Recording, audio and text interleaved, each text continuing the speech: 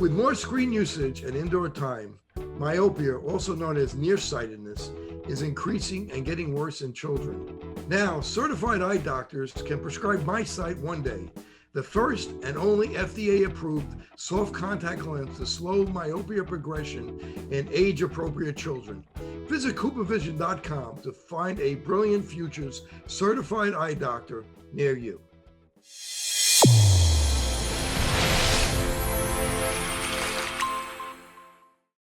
Your eyes and your vision are under attack. Damaging blue light from the sun, your phone, your computer, your tablet, even light bulbs and car headlights is constantly bombarding you. The good news is our eyes actually already have a line of defense to counter the effects of blue light. This defense is made up of 3 pigments called carotenoids. MacuHealth with MicroMicelle, the only supplement with the exclusive patent on all 3 macular carotenoids and MicroMicelle technology. Do your patients know what presbyopia is? There are people who are afraid of the press. Have you talked to your patients about multifocal contact lenses? I've heard the bifocal, but not multifocal. Exactly, not multifocal. Do you need help with your multifocal strategy? Learn more at the conclusion of this episode. Hello and welcome to the Open Your Eyes podcast. I'm Dr. Kerry Gelb, the host of the documentary Open Your Eyes. If you're new here and you like our interviews, press like, subscribe, share, and hit the bell to get notifications of great new interviews.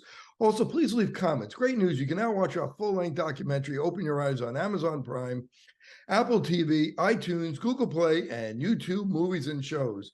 And please share your thoughts by emailing me at drkerrygelb@gmail.com and visit my website at drkerrygelb.com. Getting that final edge in sports often seems unreachable. Today's guest, distinguished professor in the School of Health Science and Human Movement at Colorado State University, Pueblo, Dr. George Dallam. Dr. Dallam studies a relatively unknown but very important piece to the sports performance and longevity puzzle. Athletes coached directly by Dr. Dallam have included national elite and age group champions, Olympians, Pan American Game medalists, world age champions, and the top-ranked male triathlete in the world in 2005 and 6, Hunter Kemper. Dr. Dallam has authored numerous research articles and book chapters and is still competing in triathlons today. Dr. Dallam, thank you for joining me today. Dr. Dallam, what makes a great coach? Oh, that's pretty interesting. I mean, there are many different things that might apply at different levels. I'd say patience is one. I think one of the things that we think about in training-based sports, like what I coach in, is that the role of a coach is to create enthusiasm and push you. I see it in a completely opposite way. Most elite athletes, particularly, they have that built in, right? Their motivation is very high. What you're trying to do is help them to not overtrain, to help them to apply training stresses in a way where they progressively adapt. So that's that patience part, getting across the idea that you don't win or lose, this particular thing in one training session by how hard you go today. It's what you can adapt to over time. I think, really at every level, I would emphasize the idea of understanding and using science, right? Of not simply approaching coaching as a thing that is an acquired mentorship from how your high school coach coached you, but expanding on that, right? As we learn new things scientifically, bringing that back into application. I'm a big advocate of that and have been really since I started being interested in coaching at about 15, which for me is a long time ago. And then, there are all kinds of personal characteristics because it's a relationship as well. The relationship differs depending on what level of athlete you're working with that really benefit, right? That allow you to communicate with people. And those personality differences, sometimes those are the reasons why one coach works with one athlete, but not with another, because their personalities or their way of thinking about the process, they may not mesh. So, that's a sort of an important piece too, that, because you're knowledgeable or effective in understanding a sport doesn't mean that you can coach everybody, right? Some people will just come at it in a different way. So it's a hard thing to characterize it in just a few ideas, what makes a successful coach. At the level that you're at, when an athlete doesn't perform the way they should and they get very down on themselves, how do you handle that? Well, it's difficult, right? So very commonly, the big thing is that they're using what we call an ego orientation to how they're to their task. So an ego orientation refers to the idea that they perceive their success or failure largely as as a result of entirely how they compete with other people. So we have to win, right? We're not successful unless we win. But in most forms of athletics, you have very little control over that. And, we don't like to believe that, right? We like to think, well, we can control this other team because we'll play better, but we can't really control what they do. So an ego orientation approach tends to set you up for interpreting what might have been a successful performance in a negative way. So in my experience, most commonly when athletes are struggling with how they're performing, it's also because they struggle to have a broader focus, what we call a process orientation. The idea that they're making improvements in their ability to perform independent of what's happening with their competitors. And so, really preventatively, and then sometimes when you sort of get involved with somebody who has come from another situation, restoratively, we try to change that orientation, right? We try to get you to focus entirely on the process and let the win-lose part simply happen as a result of making the process work really well. That's been my best strategy when I was working with an athlete. And by the way, I don't know how familiar with. I haven't been coaching for quite a few years. I coached for a very long time, but it's also been maybe 8-10 years since I've last coached directly with an athlete. So I found that to be really important, right? That we got into a discussion and an understanding of how you're perceiving when you're successful and when you're not. And once you start focusing on process, meaning that, my goals are not that I'm going to win this particular race. My goal is that I'm going to try to perform in this way. You have control over that, right? And once you have control over that, you have the ability to succeed more easily. And it doesn't create that performance anxiety you have when you're thinking, my goal is to win, but you don't control that. Another athlete might go faster than you, or be a more dominant wrestler than you, or another football team might be better prepared and have greater talent than you do. And so when you move away from that ego orientation to the process orientation, you also move away from that kind of performance stress that inhibits your ability to perform. Most people aren't aware of this, but the majority of athletes in the Olympic Games, for instance, don't actually perform very well, right? They don't hit lifetime bests. We see that athlete that wins, that does, and we sort of assume everyone is, but the majority of athletes in the Olympic Games actually perform in a sort of a mediocre level, at a mediocre level for themselves individually because of that ego orientation that everyone builds into their thought process, right? Even if they weren't prepared that way. I always remember Michael Phelps. When he would be interviewed during the games, they would always say, are you going to win this next race? And he would immediately bail to his process. Well, I'm going to go through my warm up, and then we're going to do this, and then and he wouldn't even really answer the question, right? Because he had been trained to have a process orientation. Now, I interviewed a baseball coach, Walter Beatty, and the name of his book was The Process. And he would talk about how it's about the process, not really so much about the results. And what you just said about how a lot of times in the Olympics, the athlete doesn't perform their best, because when you watch figure skating, a lot of them fall. Yeah, exactly. So I guess it's that point in time where only certain people can perform their best at that specific time. So what are you saying to the athlete, or are you talking to the athlete before they're going out to perform in a Pan American Games or an Olympic Games? Are you talking to them? Are you giving them any kind of, encouragement, or is it better just to let them sit and think to themselves, to visualize? And what do you think about visualization in sports? So we consider that visualization is part of preparation, right? Part of getting yourself ready for the circumstance. So in the sport I've coached elite athletes in triathlon, world championship races, Pan American Games races, Olympic Games races are different in that there's a much bigger crowd and a lot of media, particularly in the age when I was still coaching quite a bit, media presence wasn't there for many of the other races that they would participate in. There weren't large crowds, et cetera. Sort of like the high school football team that then goes to the state championship and suddenly has like a college level crowd. So, their ability to deal with that is best created by preparing for it, by trying to create circumstances that allow them to anticipate and see that.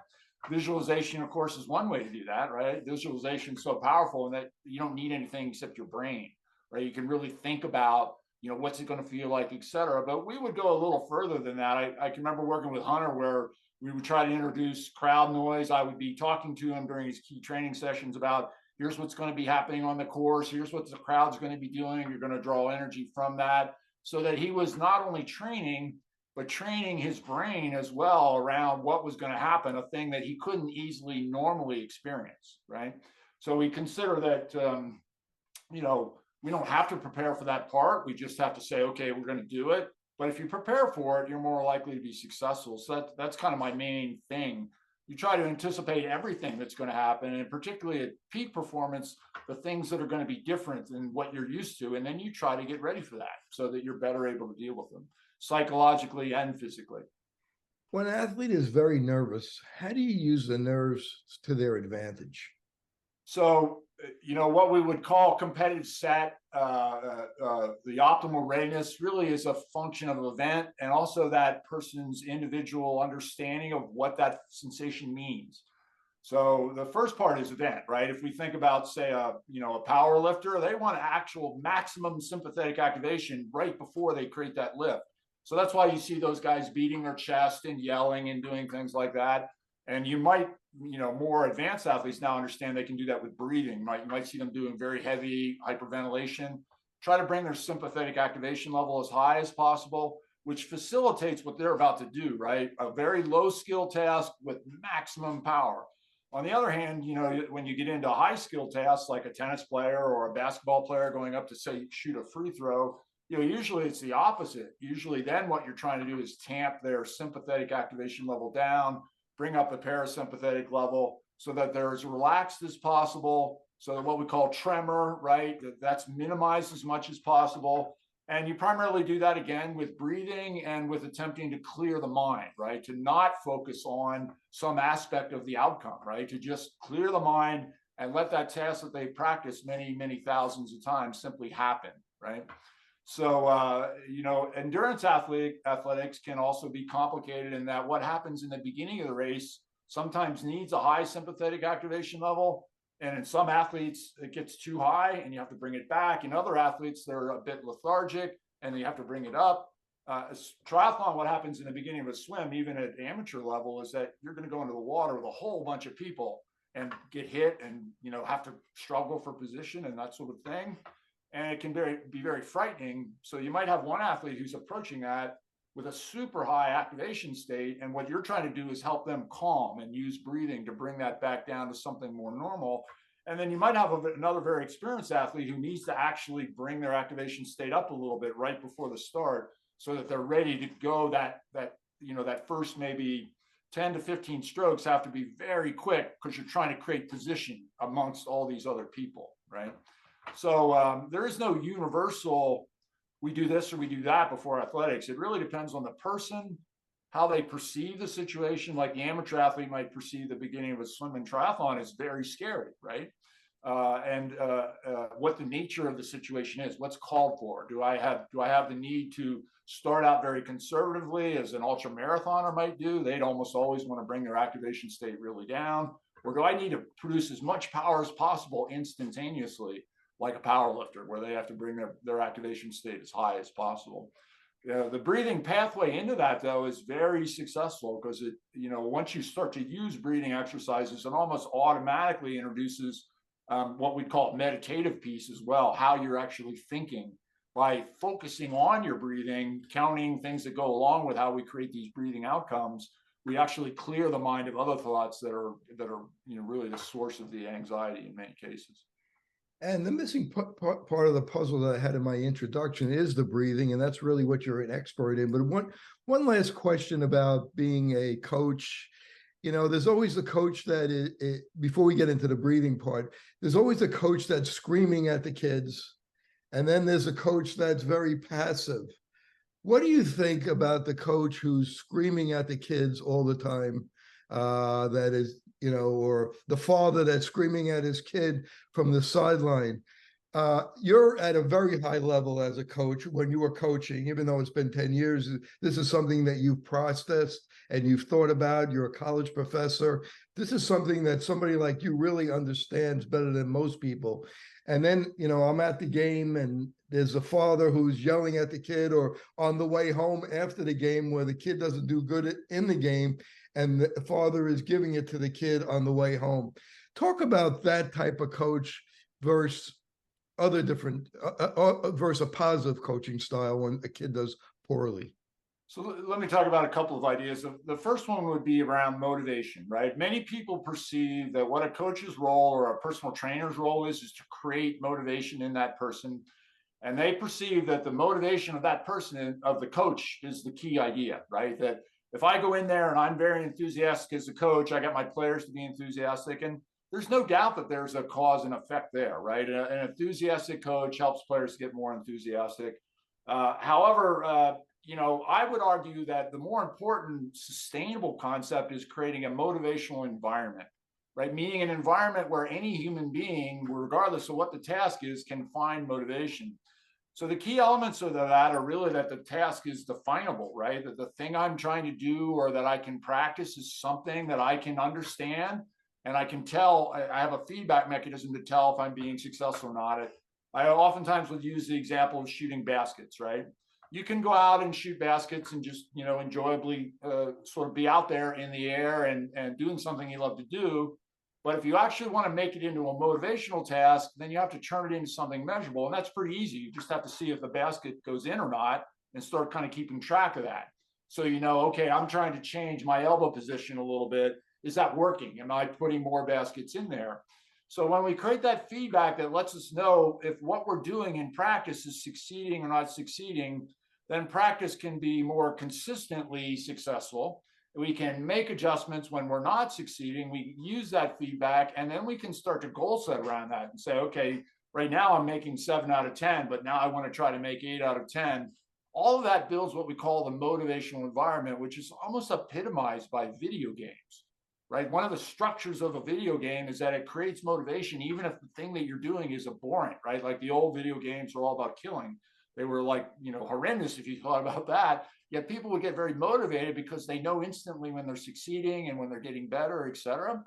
And so that's kind of independent of the motivation of the person overseeing this situation. That's a thing that you're building intrinsically into the situation and into the person, so that they learn to be able to practice and train and do things in a way where they get value out of it without a coach even being there, right? So that piece is important, that we recognize that our role as a coach is not generally to push people along to create the motivation. There are times when we probably want to do that, but our role is to actually create motivational environments for training, for practice, for skill development, for physiological condition, development of that, et cetera, for strength and power development. And then, engage people in those environments where they're intrinsically motivated, where they learn to be intrinsically motivated. So the second piece is how you process tasks, right? And so human beings don't do well in a situation where communication is attempted, and the intention of the person communicating is to help you correct something you did wrong. But if we start from that perception, our ego tends to take that information and say, wow, you don't really think I can do this very well. In other words, you have a poor view of me. So, I'm a big believer in the idea of processing a performance after the fact, but I always start from the frame of references of what did we do well? Right? What were the things that actually happened here that were successful, that were process-oriented things that we intended to do and that we're succeeding in those? What are the things then that we can do to take that further, right? What are the things that we can improve upon so that you're, we call this sandwiching in sports psychology, that you're sandwiching the input that's designed to help you understand what you need to work on for improvement with the more important input in terms of what you're already doing very successfully, so that you're psychologically ready to hear and engage that. So the parent, who wants to try to work with their child after they perform and wants to have a positive benefit should start from the perspective of what did you think about how you did? What did you think you did well? And then really reinforce that idea. and then ask that child to come up on their own with, what would you like to be better at? How could we actually go about maybe trying to get better at that? And then again, we call it a sandwich because you're always finishing and reinforcing with the idea of, okay, overall, you did great here, right? You did this well, which is not to say that you simply say that everything is great. You have to upfront have kind of identified what are we trying to accomplish in a given situation. So if we're playing video games and we're going to try to implement a new strategy, then we can talk about how did that go? What was good about that? What did you think you accomplished? What parts would you like to do better? As opposed to coming right in from the frame of reference of, okay, you did these things wrong, and if you correct that, you'll do better. That, the child, even the elite athlete, doesn't hear that very easily. They start to lose the ability to want to hear that. And so the relationship breaks down, which in the case of a parent, it's one thing if a relationship breaks down with a coach, but in the case of a parent, that's like a horrible thing to happen, right? You don't want to break the relationship with your child. So, the broader answer is I'm not a fan of that, right? What you describe, I don't really think that that's useful or successful. I'm also not saying that there's no reason for using punishment at times and for using input that helps you understand what you can improve on. It's essentially how you go about doing that, and that the vast majority of the emphasis is on what are you succeeding with, and then building on that with how can you succeed to an even greater degree. What are the things we can look at to improve, and then making that into a process that you do regularly in evaluation of performance. It's really driven by the person, whether that's your child or an athlete you're coaching, as opposed to being driven entirely by the coach, right? That it's not a coach dominated, I think you should do this and that. That really comes from the person to the degree possible.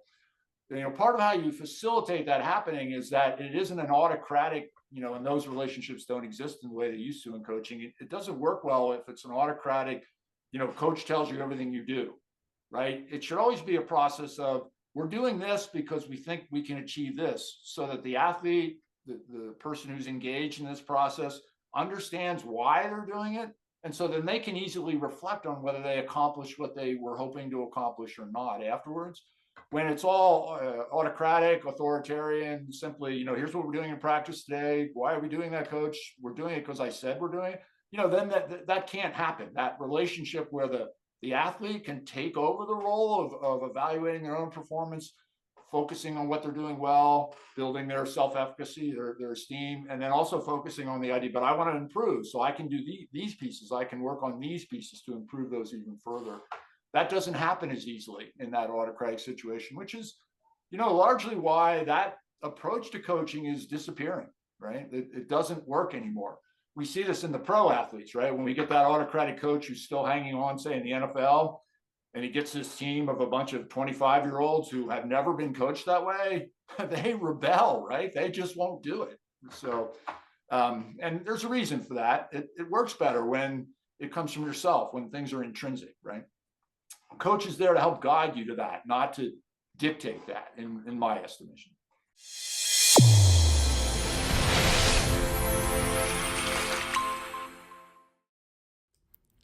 MacuHealth, your science-born and tested solutions for visual performance, macular degeneration, and dry eye syndrome.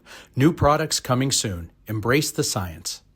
I watch athletes, and to go toward the breathing part, as what we alluded to in my opening, it's something that you've been studying. Many times I'm watching a baseball player, a Major League Baseball player, and he's getting up to hit, and he takes a big breath through his mouth and out through his mouth, and he's not doing it through his nose. And since I've learned about this, I play competitive softball, and instead of doing it through my mouth, I'm breathing through my nose and breathing out through my nose. And, maybe it's just a coincidence, but I feel that I'm hitting much better that way.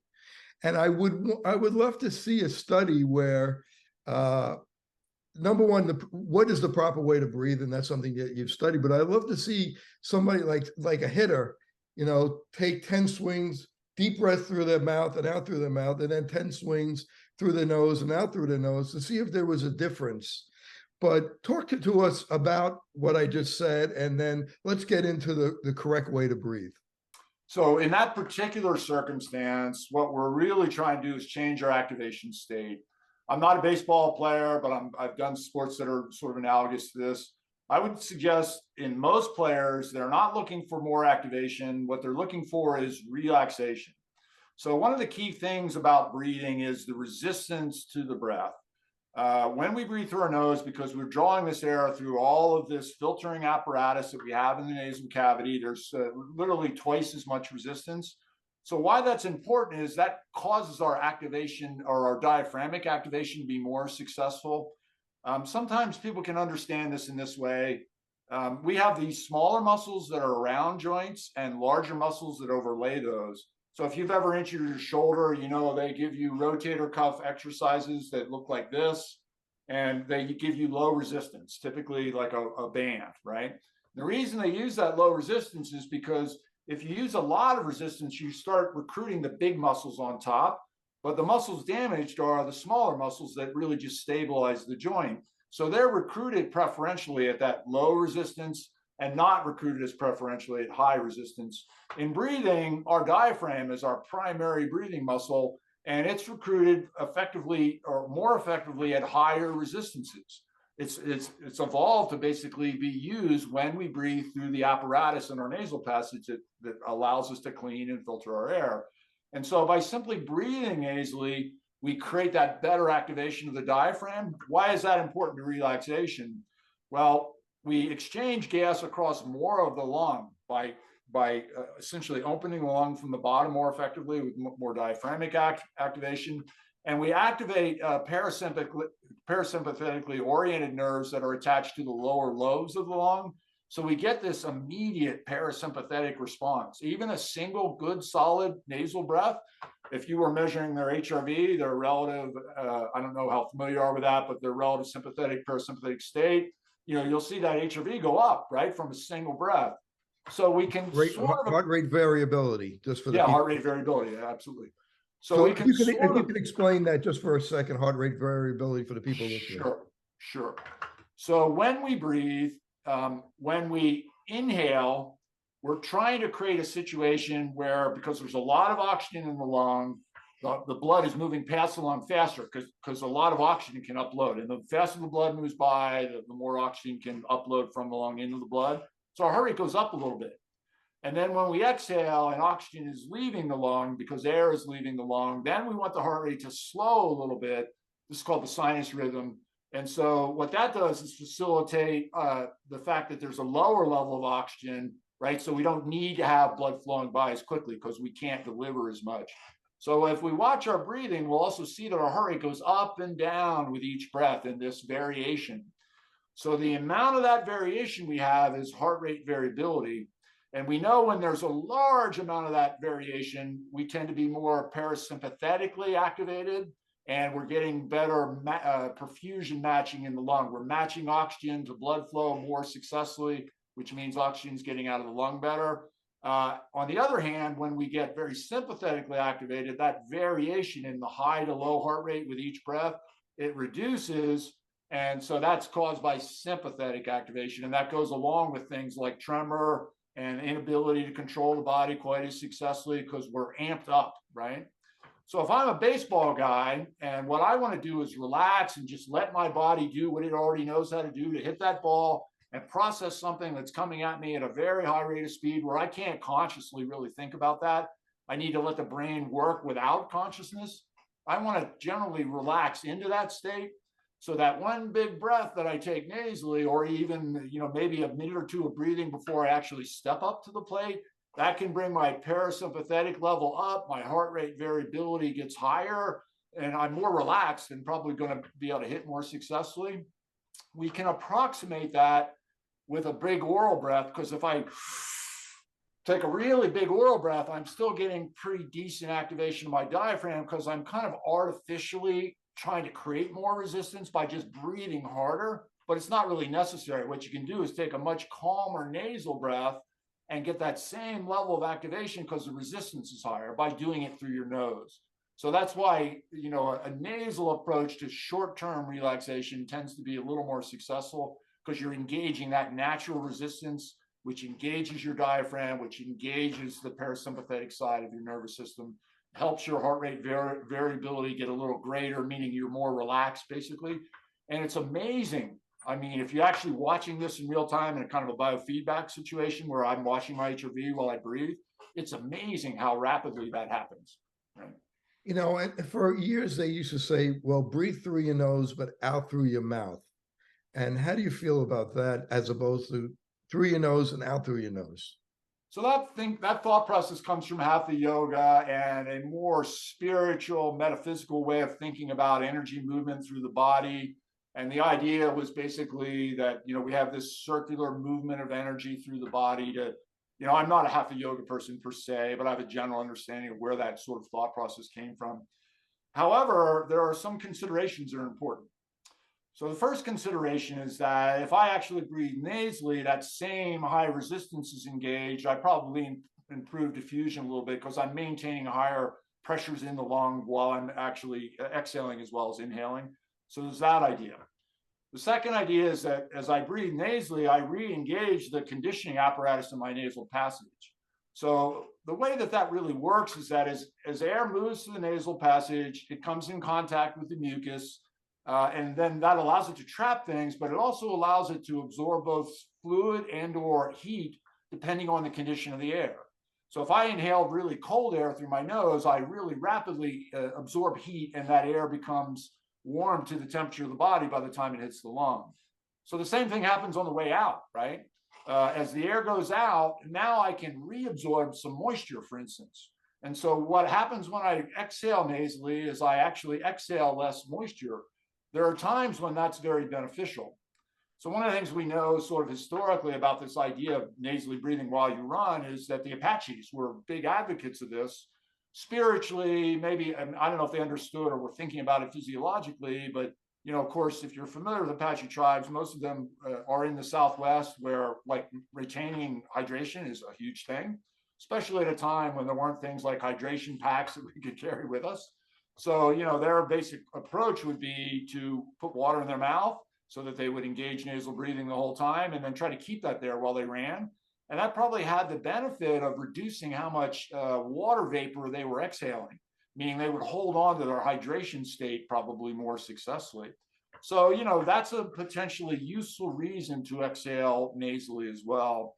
There is one primary thing we have to think about in terms of environmental condition that might favor exhaling orally, and that's the idea that we're also retaining heat, right? So as that air comes back, we're more likely to retain heat, and in a situation where an athlete might potentially be at risk of heat stroke, let's say I'm going down to run a 5K in Miami, and the temperature is going to be like 80 degrees and 80% or 90% humidity. I'm in a heat stroke situation. What I want to do is get rid of as much heat as I can. So then if we exhale orally, and this is theoretical at this point, no one has studied this directly yet, but if we exhale orally, it might be very analogous to when a dog begins to pant. They're, of course, breathing through their noses, but they begin to pant as a way to get rid of heat. So it may be that exhaling nasally under conditions of extreme heat stress is not as good an idea as exhaling orally, so we can just get rid of a little more heat, right? So we're not reabsorbing heat in the nasal passage quite as much. Of course, we'd be giving away some water at that point too.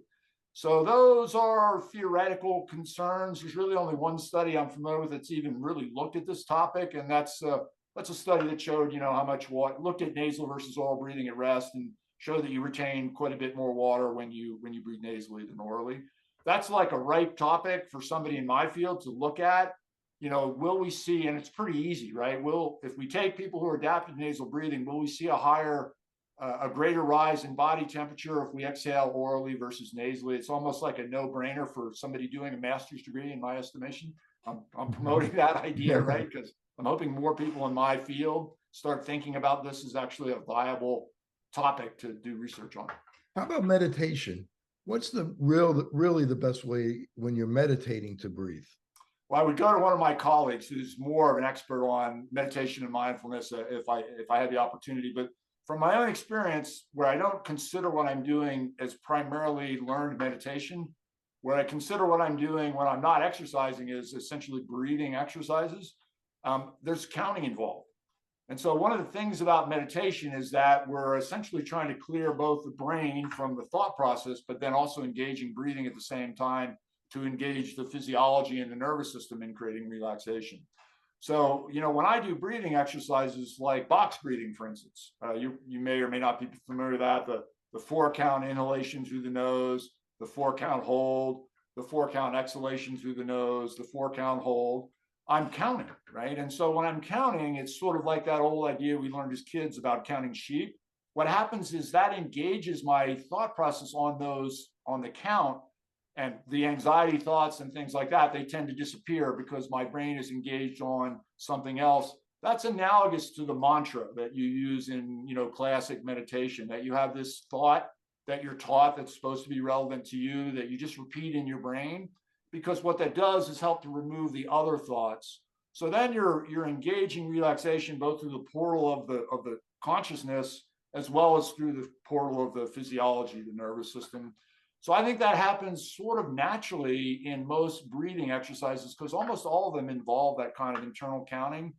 And then the other thing about breathing exercises is you're bringing yourself to the peak of beginning air hunger. And we could talk about what that actually means, but just that sensation of not having enough air. And that requires your consciousness, right? That makes it just slightly uncomfortable where you can't afford to think about other things, where you focus in on the counting and what's happening to you to kind of keep control over that. It's kind of like what happens when you run, and that the level of discomfort when you run or when you swim is such that at some point you have to just think about that, right? That gets all of your consciousness.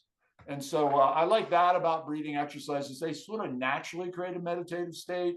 I would argue that breathing nasally when you say run also creates a very meditative state while you run, without you having to formally learn, a mantra, without you having to formally learn. Meditation is a separate issue, which I'm not opposed to at all. I think that's a great thing for many people, particularly people who aren't physically active and can engage this in that way.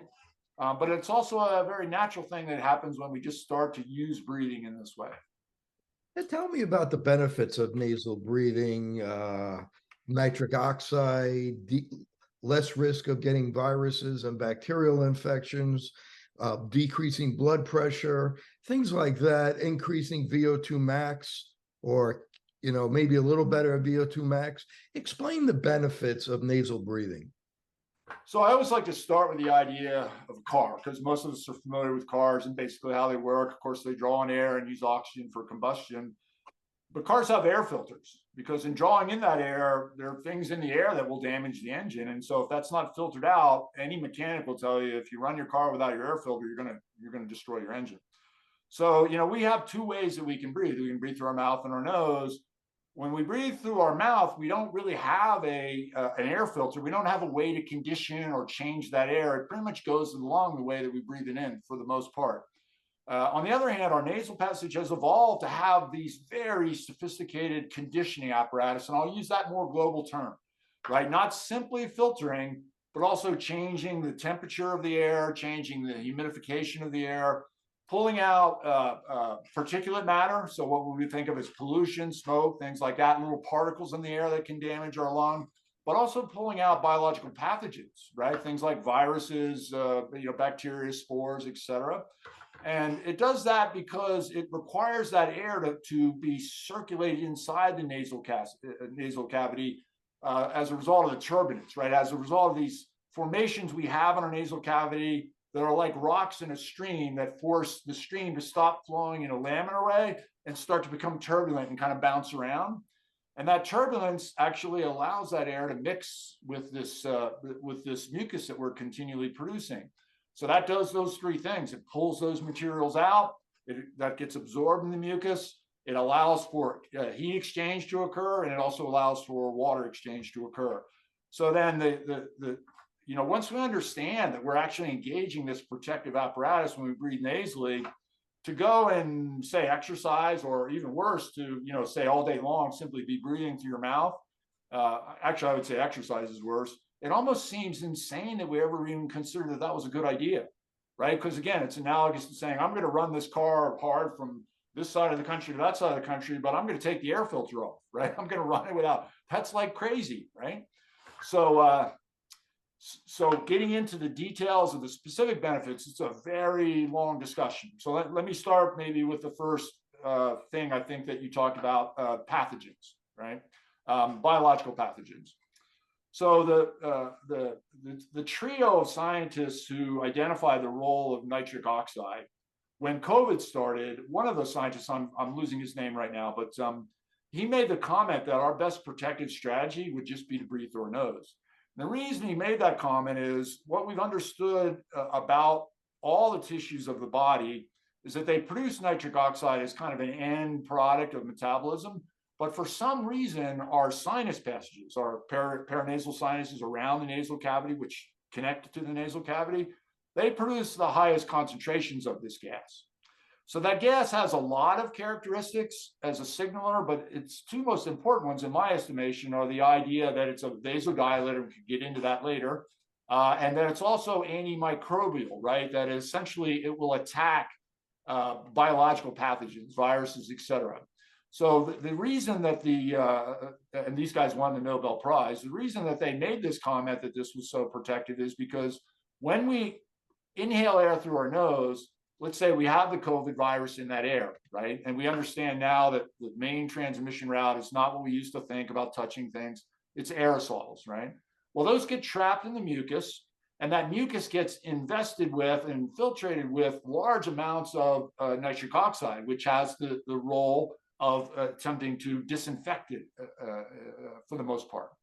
The other piece about this is that those viruses, particularly, not bacteria, but viruses, they want to invest themselves into cells that are around them. So when they get trapped in the mucus, they attempt to enter and then reproduce themselves in the goblet cells. But that process takes several days before we reach what we call a viral load. I'm sure you're very familiar with, where we actually would think, I'm sick now, right? Where we start to get some systemic symptoms. And so by trapping those materials in that nasal mucus, theoretically, because we drain that nasal mucus continually into our stomach, will kill those viruses off. And as long as they're in low concentrations, that's probably true.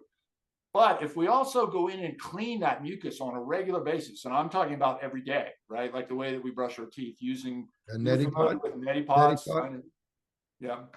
We then never allow that buildup of the virus within the goblet cells to achieve that sort of critical level of viral load. And, that's almost, in my estimation, almost a perfect strategy for upper respiratory disease prevention. Right? Simply breathing nasally at all times, and then using a Nettipot every day, sinus flushing every day. So I can talk about this scientifically, but only from a limited number of studies, because in this country, the use of Nettipots has been perceived to be a thing you do once you are sick, right? Once you've actually built this high level of viral load, you have symptoms, you go to the doctor and they say, well, use a Nettipot. That does help to clear that buildup of mucus you've now created and allows you to breathe more easily. There's some symptom reduction, pretty analogous to the medications that are used, but at that point, it's really too late, right? On the other hand, in many countries in the world, Pakistan is one classic example, the use of Nettipots is prescribed as a daily idea. And it's also built into religion as a kind of a religious practice, right? So what happens? Excuse me, if you take somebody who's never used a Nettipot and then they start using it, there's a lot of mucus and stuff already in the nasal cavity that has to be cleaned out. So it probably will take a week or so, or maybe 2 weeks for that to clear that out before you get used to using it. But correct me if I'm wrong and explain on using a Nettipot. No, you're exactly right. And, there's a sort of a principle psychologically that early failure doesn't take you anywhere. So if you try to do something and you fail your first time out, you typically don't pursue that, right? It's human psychology. That's how we are. So, most people, when they try to use an Nettipot, try to do so when they're already sick, when that mucus buildup is even beyond normal, right? When it's massive. And then what will happen when they use the Nettipot is it will go down their throat, cause them to choke, et cetera. And in a large number of cases, that's it. They go, this is idiotic. I can't tell you how many people have told me that. I tried that once. I'm never doing it again, right? So the first key to that is don't start using an Nettipot when you're sick, right? Start to use an Nettipot when you're not sick. Even when you're not sick, it's amazing how much mucus we oftentimes have impacted in our sinus cavity. So even when you haven't been sick, at first you'll experience that problem. So you have to sort of know that you're going to have to go through, as you said, about a week to 2 weeks, where you're gradually clearing out the buildup of mucus you have. And then typically over that period of time, that struggle to try to do it turns into 10 seconds, right? drains out, drains out. The other thing I would suggest, and I wanted to talk a little bit about the fact there's some research really supporting this idea. It's just not dominant research in our culture. Is the people who use this as a regular practice in other countries, they recommend against using the higher pressure approaches. We always think, higher pressure must be better. I'm going to force everything out, but they actually advocate for continuing to use the simple drainage approach from a small pod, like a little plastic pod, like you get at Walgreens, because when you use the higher pressure, it tends to invest that water into other areas, and particularly the eustachian tube. It can create its own sort of problems, and it doesn't do a better job of gradually removing the built-up mucus over time in any case. Once you're doing this regularly and you've basically cleared your passages, then every day it becomes a relatively easy thing to do. So the research on this, while it's very limited because we haven't looked at it this way medically in our country, that looks at it preventatively, it supports the idea that it greatly reduces upper respiratory rates, but there's only 2 or 3 studies that look at it that way. Almost all of the research I talk about in my book on this look at it the other way, right? Where we started using Nettipots once we came to the physician's office. We were already diagnosed with this upper respiratory thing, and it's still generally supportive, but it's nowhere near the phenomenal effect you get when you use it ritualistically or daily, depending on how you want to think about that. So this was a thing I started doing in about 2005 because I had a long history of upper respiratory illness. I started competitive swimming at 6. And so swimmers, in particular, have better or greater susceptibility to lots of upper respiratory infection. And, it's like a miracle, right? I started the nasal breathing process in my training, started using Nettipots, and it was 5 years before I had my next infection of any kind. I literally almost never get any kind of infection anymore. Yet I was that person with frequent bronchitis, and up at altitude, I started also having sinus stuff all the time, both sinus pressure and also sinus infections. And that completely went away once I started using a Nettipot every day. So now we're approaching 20 years later, and I've been using a Nettipot every day since then. There's only one potential downside to the regular use of Nettipots, in my estimation, which is that, the bit of salt and sodium bicarbonate or baking soda you use in there to allow for that effect of being antimicrobial, that's somewhat drying as well. And of course, I live in the Southwest at altitude, so I'm very dry climate. Potentially as effective a change in our climate, we're also seeing drier and drier conditions than we've seen in the past. So I now have to regularly use some additional moisture in my nose. Like before I go to sleep, I always run a moisturizer now because my nose does get very, very dry. Well, that's a good point. What do you put in the Nettipot? Is it just sterile saline, or are you adding some other things? So when you purchase a Nettipot, there'll be a packet that's salt associated with that. But if you use it that way, that salt is very astringent, very painful. So the first thing is I use a much smaller amount of salt mixed with about an equal amount of baking soda. So that makes it much more neutral and much more comfortable as it goes through your nasal passage. The other piece is to make sure you're using water that's at least body temperature so that you're not introducing cold water. That makes it also a more comfortable experience. So I just make that myself using regular table salt, sometimes ionized, sometimes not, depending on what I have, and some baking soda. I just mix those. I have that by my Nettipot, and I take about a half a teaspoon of that, mix it with warm water for each pot, and it makes it a more comfortable experience in my estimation. You take a half a teaspoon of baking soda plus a half a teaspoon of salt, or a quarter. No, I just actually mix baking soda with salt in roughly equal proportions, and then I use about a half a teaspoon of the mixture.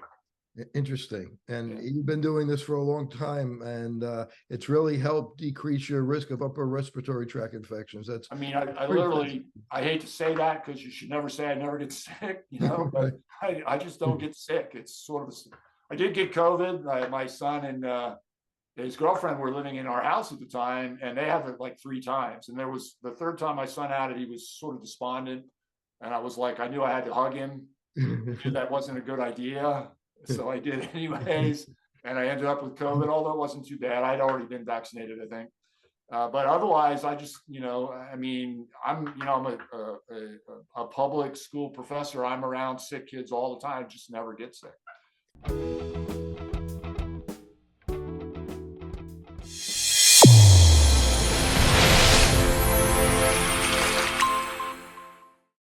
Your eyes and your vision are under attack. Damaging blue light from the sun, your phone, your computer, your tablet, even light bulbs and car headlights is constantly bombarding you. The good news is our eyes actually already have a line of defense to counter the effects of blue light. This defense is made up of 3 pigments called carotenoids.